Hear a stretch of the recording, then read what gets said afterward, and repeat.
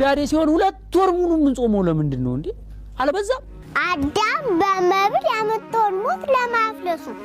ጾም እግዚአብሔርን የማክበር ምልክት ነው ጾም እግዚአብሔርን የመውደድ ምልክት ነው በጾም ጊዜ ግን የጾም ሰዓትን ሽሮ እንጀራ መብላት ማለት ከእግዚአብሔር ይልቅ ይህ እንጀራ ይሻለኛል ማለት ነው ከእግዚአብሔር ይልቅ ይህ መጠጥ ይሻለኛል እግዚአብሔርና መብል ለውድድር ቀርቦልን መብል መምረጣችን ጾምን መሻል ማለት እንደሱ ነው ስለዚህ ያዳም አካል የፈረሰው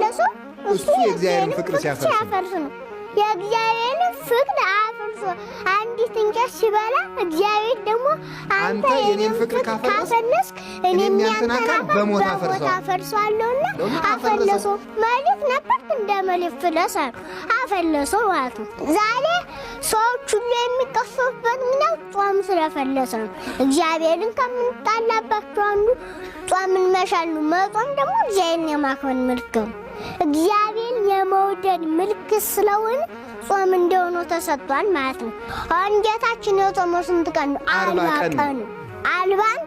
ተመልከቱ ስታካፍሉት ለአምስት ስታካፍሉት ምን ደርሷል 8 ቀን ለውሃ ጠበል 8 ቀን ለመሬት ጠበል 8 ቀን ለነፍስ ጠበል 8 ቀን ካሰና ያንን ታስገብግበን በልተን በመጎምጀት ያመጣነውን ሞት አፈለሰልን እንደገና ደግሞ የተረጉሙታል አባቶቻችን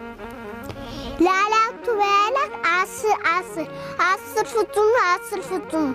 40 ቀን የጾሞ 10 ቀን ካሳ ለማለብ ነው አላችሁን እግዚአብሔር ከሁላችሁ ጋር ይሁን